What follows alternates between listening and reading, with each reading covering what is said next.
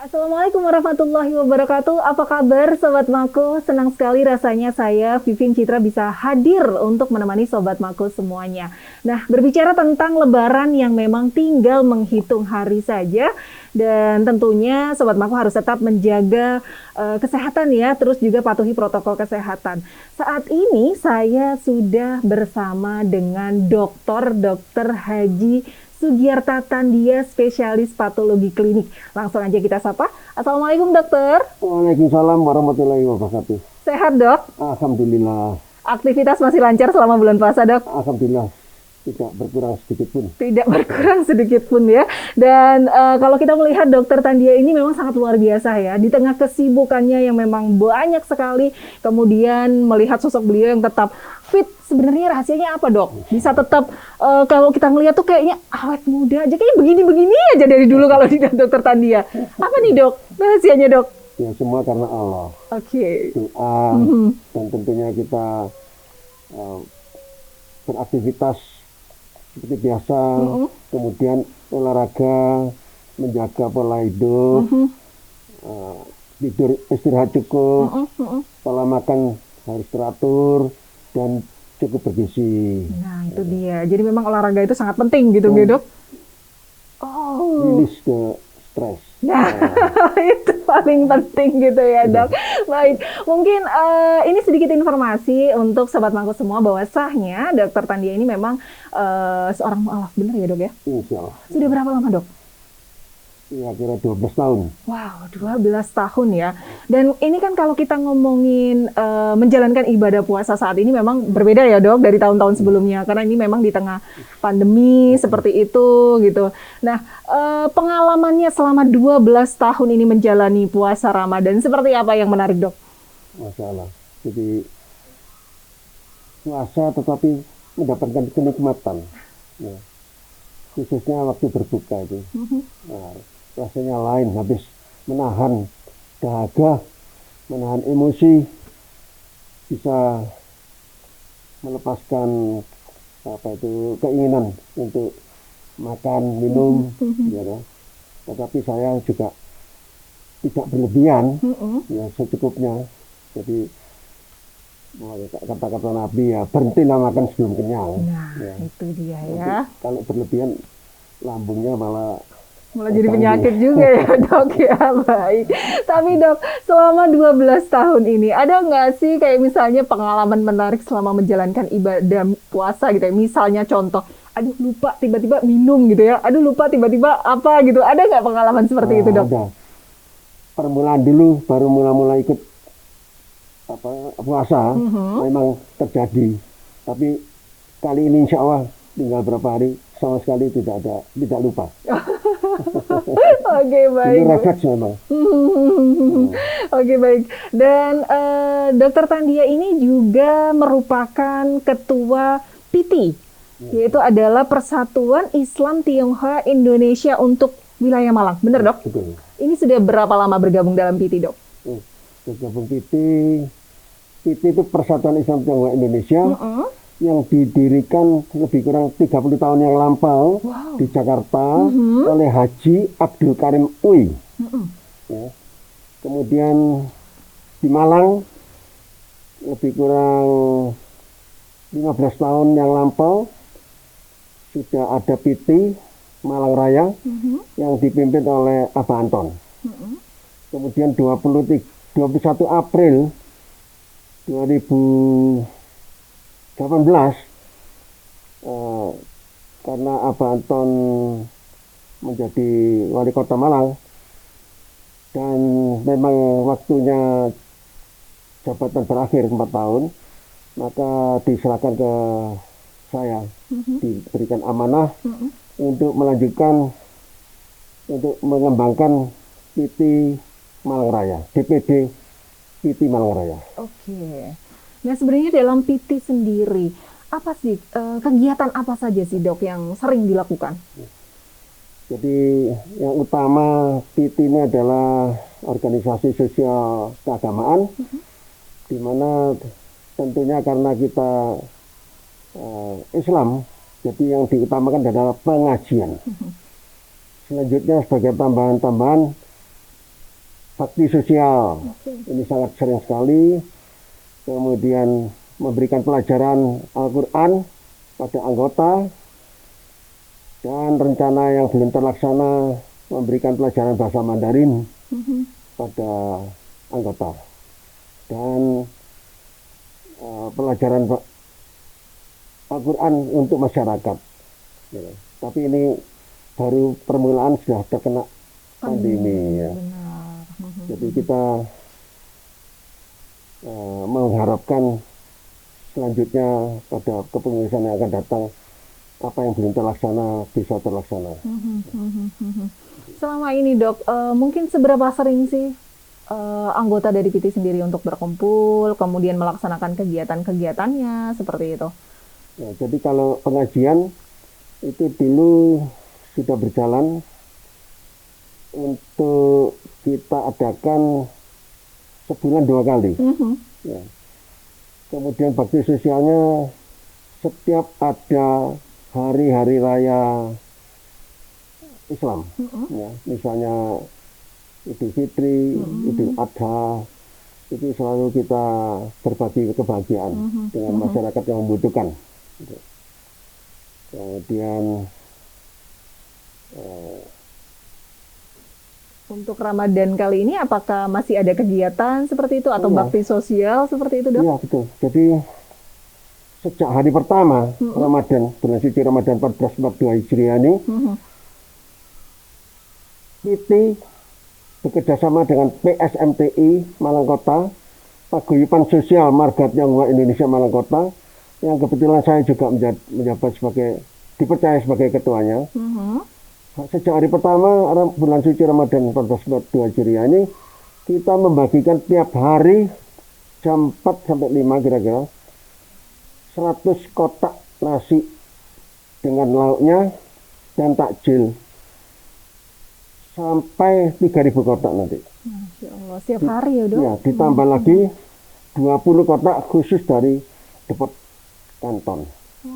Itu 20 kotak, jadi lebih kurang 3.600 kotak.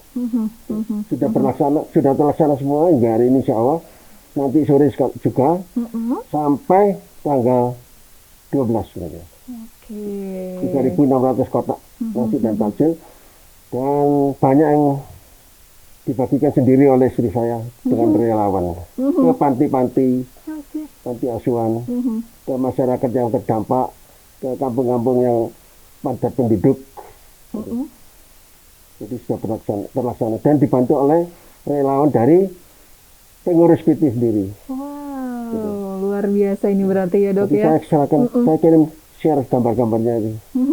Oke, baik dok. Nah, sedikit menyinggung, kalau tadi dokter menyebutkan mengenai kegiatan istri, ini saya akan nanya nih ya dok ya. Kan saya baca-baca nih ya sempat tentang dokter Tandia, kemudian keluarga. Ini bener dok, ibu memang berasal atau keturunan ada Arabnya gitu dok? Iya. Jadi istri saya bernama Haja Aminah Najmah, sarjana hukum Islam, magister hukum Islam, magister kenotariatan, notaris PPAT di Jalan, buka kantor di Jalan Kawi bawah, blok 4 nomor 3, depan SD Muhammadiyah. Dia memang betul keturunan dari Yaman bercampur dengan Pakistan. Ingat nggak sih dok pertama kali ketemu kapan sama ibu gitu? Ayo kira-kira kapan Ya. nih, masih ingat nggak sih? Lebih kurang kira-kira 2006. 2006. Jadi langsung gitu ya, atau mungkin karena campuran Yaman dan juga Pakistan gitu ya dok ya. Oke, baik.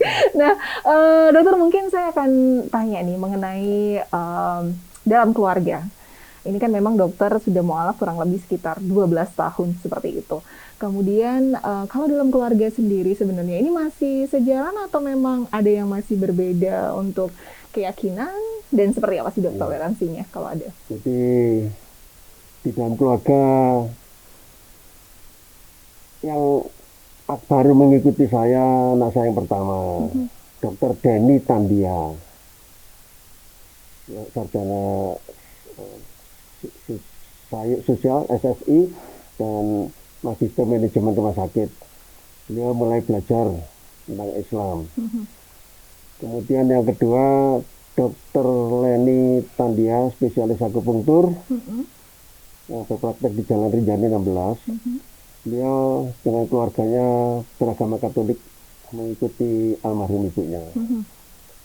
Yang ketiga, Dr. Reni Tandia,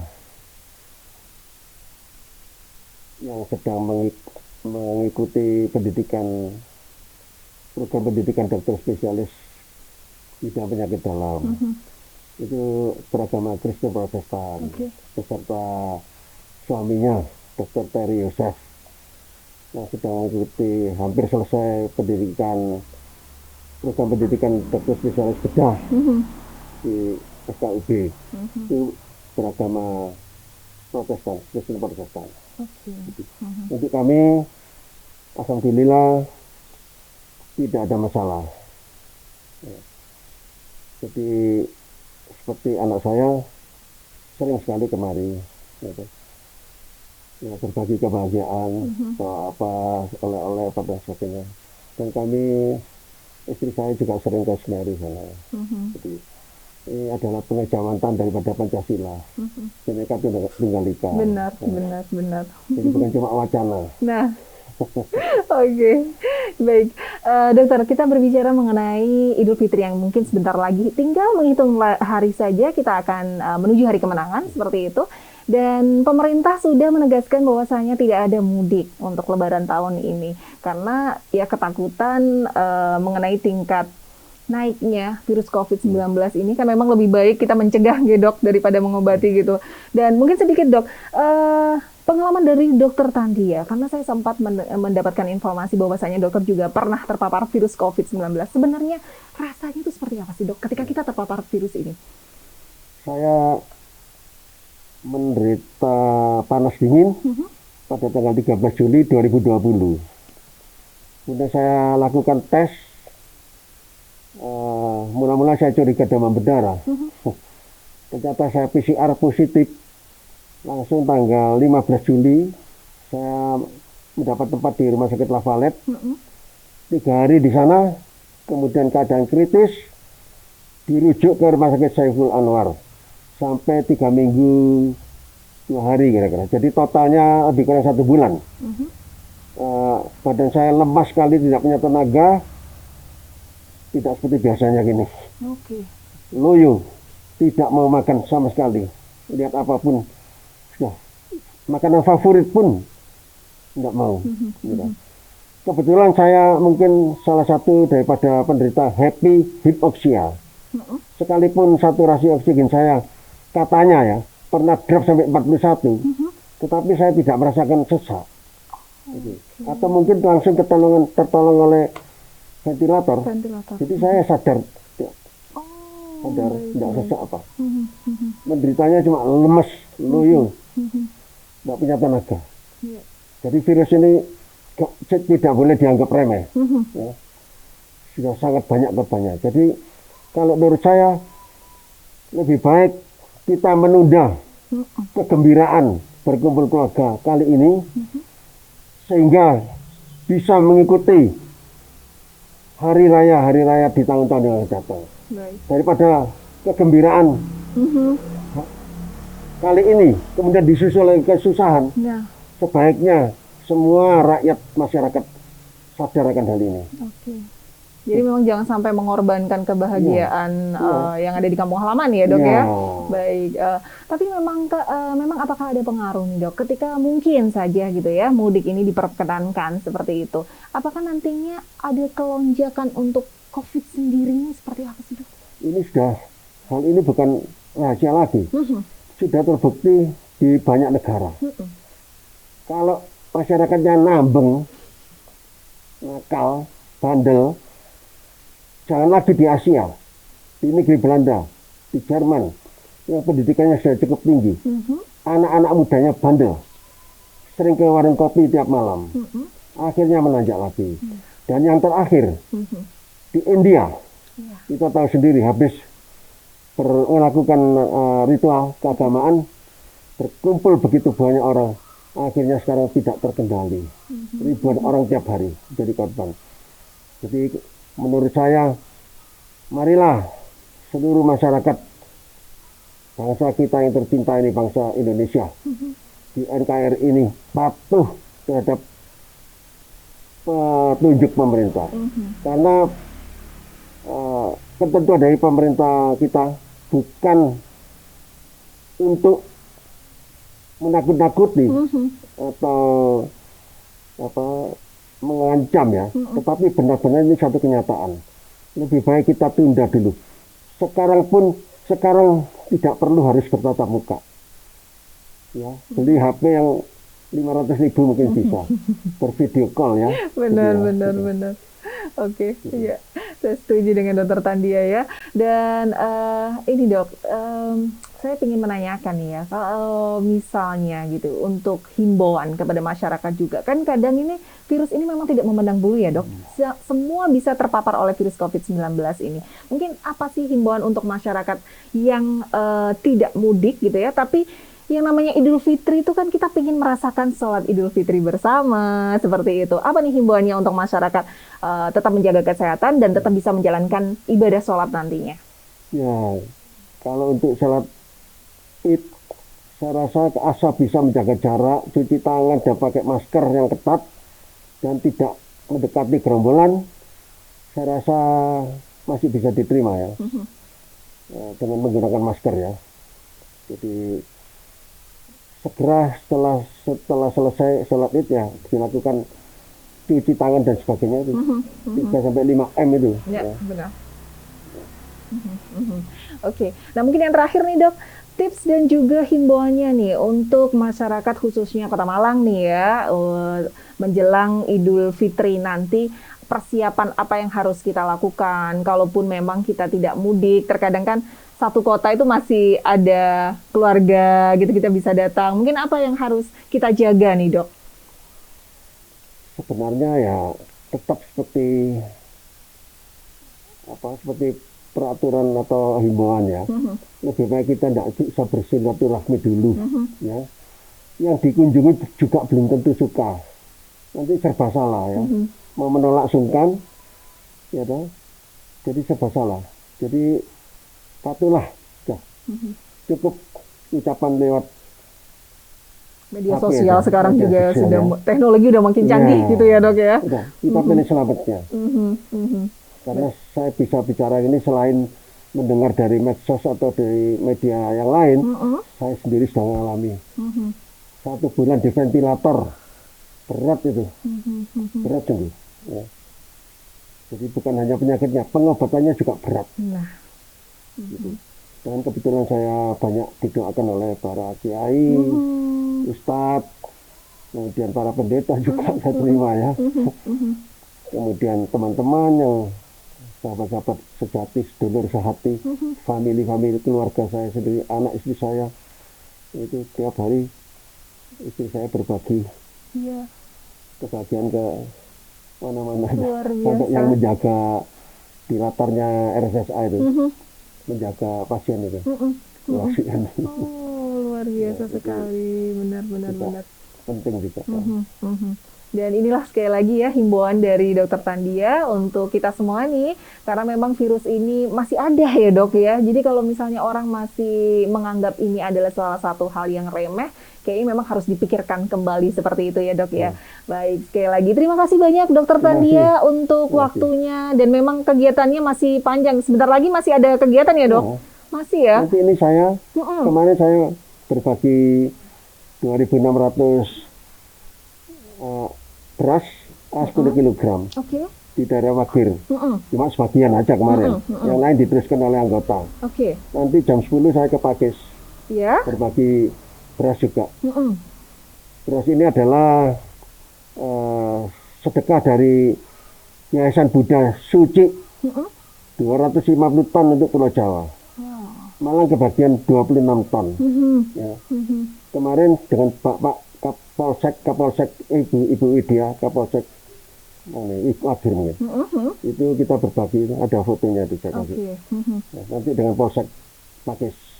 Jadi aktivitas berjalan terus. Nanti sore berbagi kotak, nasi kotak 120. Ya, Tapi baik. bukan saya, mungkin istri saya dan teman-teman yang lain. Baik. Tetap sehat dok Terima kasih. ya, supaya kita masih bisa ngobrol lagi suatu Terima kasih. saat lagi, berbagi ilmu lagi dengan Dokter Tandia. Ini Terima kasih. sangat luar biasa, saya senang Terima kasih. sekali.